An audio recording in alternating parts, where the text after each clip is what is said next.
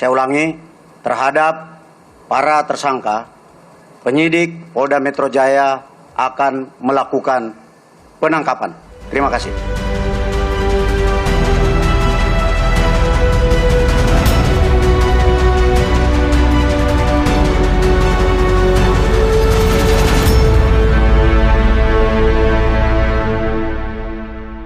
Assalamualaikum warahmatullahi wabarakatuh. Kembali berjumpa dengan saya, Heris Munarif dari Forum News Network. Politik jalan buntu. Kira-kira begitulah situasi Indonesia saat ini. Pemerintah dan polisi kelihatannya memilih mengambil jalan keras menghadapi Habib Rizik Syihab dan Front Pembela Islam. Polisi sebelumnya sempat melunak dengan menyatakan bahwa menarik kasus penembakan 6 laskar Front Pembela Islam ke Mabes Polri. Dan kemudian Divisi Propam telah membentuk tim 30 orang untuk menyelidiki kasus tersebut. Tadinya banyak berharap ini bisa meredam situasi. Tetapi belakangan situasinya berubah. Mabes Polri kemudian mengambil sikap yang berbeda. Melalui Kepala Badan Reserse Kriminal Mabes Polri, Komjen Listio Sigit, polisi menyatakan bahwa ada bukti Laskar FPI melakukan penyerangan terhadap polisi. Salah satu buktinya adalah mobil penyidik yang rusak dan kemudian di tangan salah satu korban, salah satu Laskar FPI yang terbunuh itu ada jelaga. Yang menarik ketika menyampaikan pernyataan sikapnya itu, Listio Sigit didampingi oleh 6 orang jenderal lainnya, oleh 6 petinggi. Jadi ini full tim dari Mabes Polri, termasuk di situ juga ada Irjen Pol Verdi Sambo, Kepala Divisi Profesi dan Pengamanan, dan juga Kapolda Metro Jaya Irjen Pol Fadil Imron. Artinya apa? Artinya polisi kemudian sudah sampai pada satu kesimpulan bahwa memang betul-betul terjadi penyerangan oleh Front Pembela Islam. Dan ini sebenarnya selama ini menjadi perdebatan. Dengan konferensi pers yang disampaikan oleh Komjen Listio Sigit ini berarti polisi mengambil sikap berhadapan langsung dengan Front Pembela Islam dan Habib Rizik Syihab. Hal itu setidaknya bisa kita lihat dari pernyataan keras Kapolda Metro Jaya Irjen Pol Fadil Imron yang menyatakan akan menangkap Habib Rizik Syihab bersama dengan 5 orang lainnya yang telah ditetapkan sebagai tersangka dalam kasus kerumunan di markas Forum Pembela Islam Petamburan. Sikap dari Mabes Polri ini juga didukung oleh Komisi Kepolisian Nasional atau Kompolnas, sebuah lembaga yang tugasnya mengawasi kinerja dari Mabes Polri. Tetapi dengan sikap dari Kompolnas yang menyatakan bahwa tidak ada pelanggaran, tetapi justru Kompolnas lebih menyalahkan pengikut dari Habib Rizik Syihab. Jadi ini firm terjadi jalan buntu. Tadinya kita berharap bahwa situasi ini bisa dicari jalan keluarnya. Ada semacam dialog-dialog yang bisa terjadi sehingga bisa meredakan ketegangan antara kelompok Habib Rizik Syihab dan juga dengan kepolisian. Karena sebenarnya kita tidak bisa melihat kasus ini hanya sekedar dilokalisir antara dua kubu, yakni antara kubu Habib Rizik Syihab dengan polisi, atau kalau diperluas dengan pemerintah. Tapi sekarang sudah menjadi persoalan bagi civil society bahkan dunia internasional. Harapan untuk melakukan dialog itu sebenarnya muncul. Satu, ketika polisi menyatakan bahwa menarik persoalan ini ke Mabes Polri dan Divisi Propam akan menyelidiki kasusnya, dan kemudian juga jauh sebelumnya Habib Rizik Syihab itu mulai ketika mengadakan dialog publik dengan para tokoh pada tanggal 2 Desember, dia juga menyatakan kembali membuka pintu dialog.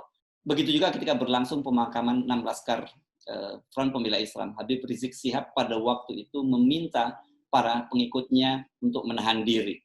Ini artinya apa? Sebenarnya Habib Rizik Syihab menyadari tidak perlu terjadi konfrontasi besar sehingga dampaknya juga sangat serius terhadap konstelasi politik nasional. Kalau kemudian seperti dikatakan oleh Kapolda Metro Jaya Irjen Pol Fadil Imron, polisi akan segera menangkap Habib Rizik Syihab, ini kita bisa menduga konstelasinya akan menaik. Situasi pasti akan memanas karena bagaimanapun juga para pengikut Habib Rizik Syihab tentu tidak akan berdiam diri. Dukungan terhadap Habib Rizik Syihab ini kalau kita amati di media sosial, sekarang bukan hanya berasal dari kubu-kubu tradisional pendukung Habib Rizik, yakni kelompok Front Pembela Islam dan juga kelompok-kelompok Islam garis kanan. tetapi juga bahkan sekarang anak-anak muda milenial yang selama ini tidak peduli dengan masalah politik, melihat bahwa kasus ini secara transparan berupa ketidakadilan. Misalnya ada seorang anak muda yang memposting statementnya di TikTok seperti berikut ini.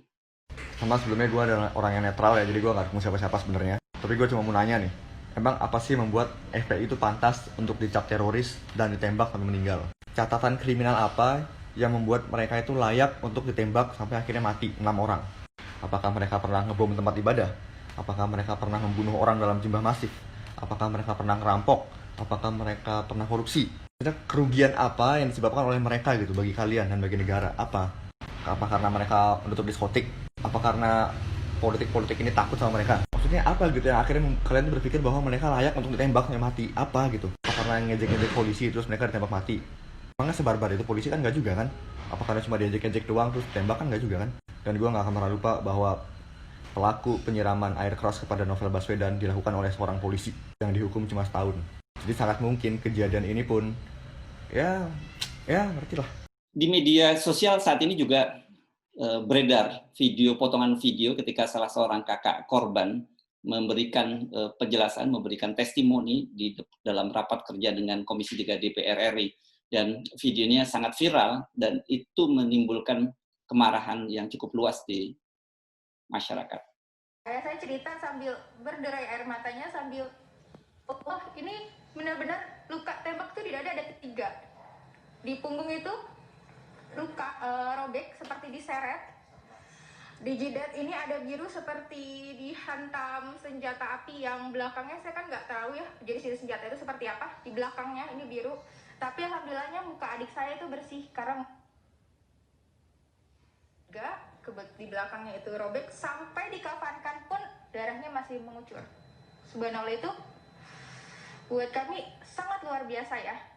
Itu benar-benar seperti pembantaian yang berarti kan seperti tidak ada perlawanan di sana. Jadi seperti yang diberitakan itu kan bohong. Itu yang membuat kami, ya Allah, ini saya udah nggak bisa berkata-kata lagi. Simpati yang meluas dari publik kepada 6 laskar FPI yang terbunuh itu setidaknya bisa terlihat dari penggalangan dana yang dilakukan oleh seorang netizen. Seorang netizen bernama Irfan Gani, sejak Senin kemarin dia mengumpulkan donasi melalui akun Twitternya, dan kemudian terkumpul dana yang sangat besar, yakni 1,2 miliar. Dan dana ini masih terus mengalir karena itu baru terkumpul sampai Kamis kemarin. Hari ini kemungkinan besar akan bertambah. Jumlahnya sampai hari Kamis kemarin total sudah 1,2 miliar. Karena itu kemudian Irfan membagi-bagikan ke 6 orang korban itu secara merata, masing-masing mendapat bantuan 200 juta rupiah. Dan menurut Irfan, bantuan ini bukan berasal dari kalangan donatur yang sangat kaya raya. Bukan berasal dari donatur yang sangat kaya raya, karena dia menyatakan ada ratusan lembar print out yang harus dia lakukan untuk menunjukkan bukti bahwa banyak sekali sumbangan yang masuk. Bahkan ada yang nilainya hanya Rp10.000, Rp15.000, dan sebagainya. Salah satunya menurut Irfan berasal dari seorang tukang ojek. Dan dalam perbincangan dengan saya yang sangat mengharukan, Irfan menceritakan bahwa ketika tahu ada seorang tukang ojek yang menyumbang, kalau nggak salah dia tarikan pertamanya angkanya saya lupa persisnya, tapi dia menyebut kalau tidak salah Rp15.200, dan itu disumbangkan sepenuhnya untuk para laskar itu. Kemudian ada donatur lain yang akan menggantinya. Bahkan donatur itu karena bersimpati kepada tukang ojek ini ingin mengganti sampai 100 lipat. Tetapi tukang ojek itu merasa tersinggung dan marah. Sebab bagaimanapun juga ini adalah bukti dia untuk memberikan simpati kepada laskar. Jadi dia tidak ingin mendapat balasan walaupun jumlahnya jauh lebih besar. Ini luar biasa simpati publik kepada para laskar ini. Muhammad. Dampingin. Tolong. Ini adiknya. Udah, nggak apa-apa. Itu udah terima. Udah terima ya, takbir. Allahu Akbar. Hikmah di balik meninggalkan 6 mujahid FPI. banyak terima kasih ya Allah. Bapak-bapaknya pada ngurusin, saya doain. Amin, amin ya Allah. Selalu sehat ya Pak. Saya kayaknya bisa bantu Bapak, mau Bapak, malah Bapaknya bantu saya. Saya Bapak minta keadilannya aja. Amin ya Allah. Bukan hanya polisi, tetapi kelihatannya pemerintah, bahkan Presiden Jokowi juga menutup pintu dialog dengan Imam Besar Front Pembela Islam Habib Rizik Syihab. Hanya diam dan tidak satu patah kata pun menyampaikan pernyataan. Orang kemudian sangat terkejut ketika Presiden Jokowi menyampaikan pidato pada Hari HAM sedunia pada tanggal 10 Desember kemarin. Banyak yang berharap sebenarnya momen ini akan dimanfaatkan oleh Presiden Jokowi untuk menyatakan simpati atau kemudian sikap pemerintah terhadap kasus penembakan 6 laskar FPI ini. Tetapi ketika kita simak pidato Presiden selama lebih kurang 5 menit, tidak satu pun Presiden menyinggung soal kasus itu. Pemerintah tidak pernah berhenti untuk menuntaskan masalah HAM masa lalu secara bijak dan bermartabat. Kita harus bekerja sama menyelesaikannya dan mencurahkan energi kita untuk kemajuan bangsa. Presiden malah menyinggung soal pelanggaran HAM di masa lalu yang komitmen dia akan dituntaskan. Walaupun sampai saat ini sebenarnya masih banyak pertanyaan. Soal inilah kemudian menimbulkan reaksi yang luar biasa di kalangan netizen. Beberapa akun YouTube yang menayangkan pidato Presiden Jokowi dibanjiri oleh komentar-komentar negatif dan juga dislike. Dislike adalah sebuah simbol menyatakan ketidaksukaan. Sebuah portal bahkan ketika dibanjiri dengan dislike itu kemudian fitur dislike-nya, fitur like dan dislike-nya kemudian dinonaktifkan. Sebab sangat jomplang antara yang menyatakan like terhadap pidato Presiden Jokowi dan menyatakan dislike. Jumlahnya sangat besar yang menyatakan dislike. Ini adalah bentuk perlawanan dari netizen terhadap pemerintah. Sangat disayangkan Presiden tidak memanfaatkan momentum Hari HAM Nasional untuk membuka pintu dialog atau tidak-tidaknya menurunkan ketegangan di antara anak bangsa ini. Kalau kemudian publik bisa membandingkan bagaimana ketika terjadi penembakan terhadap seorang pendeta di Papua, Presiden kemudian langsung memerintahkan pembentukan tim dan pemerintah membentuk tim gabungan pencari fakta. Bayangkan di Papua sana ada seorang pendeta yang ditembak mati dan kemudian segera dibentuk tim gabungan pencari fakta. Itu memang langkah yang tepat, gitu. Dan kemudian Presiden ketika terjadi juga sebuah rumah pelayanan atau keluarga yang membuat pos pelayanan gereja terdepan di daerah Sigi di Poso, Sulawesi Tengah yang ditembak mati oleh sejumlah orang yang katanya merupakan Majelis Mujahidin Indonesia Timur. Presiden juga menyatakan duka citanya. Ini sikap yang korek dari Presiden. Tetapi kemudian ketika terjadi kasus penembakan terhadap 6 laskar Front Pembela Islam yang terjadi di depan mata, karena itu hanya 50 km dari istana, kemudian Presiden menyatakan diam saja, ini tentu saja sangat mengecewakan. Perlawanan di media sosial ini luar biasa dan agak sulit dikontrol oleh pemerintah. Saat ini misalnya beredar video-video yang dalam narasinya disebutkan bahwa itu adalah selebrasi, itu merupakan selebrasi kemenangan Gibran di Solo. Memang peristiwanya itu di Solo, jadi rombongan anak-anak muda menggunakan kendaraan bermotor, mengenakan baju merah yang menjadi seragam dari PDIP atau simbol PDIP, kemudian mereka melakukan konvoi di kota Solo.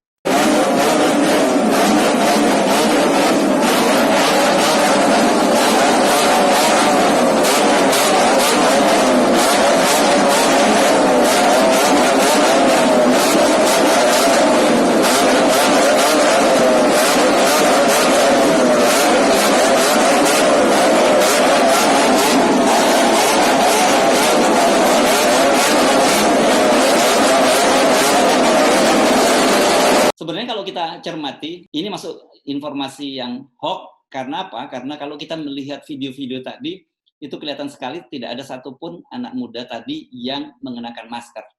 Jadi bisa dipastikan itu peristiwanya terjadi di masa lalu. Kemungkinan besar itu adalah selebrasi pada Pilpres 2019.